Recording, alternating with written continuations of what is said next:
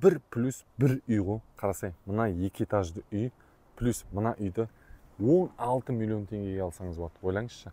Еще мынада 4 квартираны ұстасаңыз болады. Ішін полный түсіндірем. Қай район десеңіз, Сәулет микрорайонында. Енді кеттік, полный танысып шығамыз. Мына сыртқы ауласының көрінісі.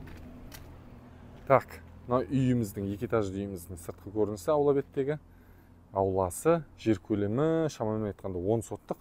Енді бірінші мына 2 қабатты үймен танысайық.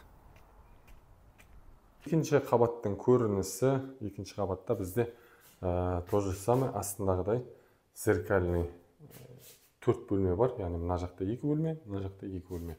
Қазір бөлек-бөлек танысамыз. Бұлай. Едендері ЛДСП тоже. Бұлай. И бұлай. Енді үймен танысайық. Енді жанында ғана жер үймен танысайық.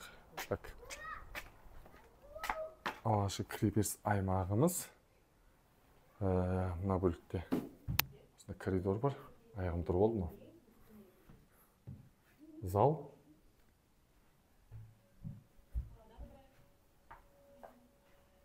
И тағы да бір бөлме бар. Ну, почти что как времянка есебінде салынған. Бірақ Сәулет микрорайоны үшін өте тамаша баға. Хабарласыңыздар.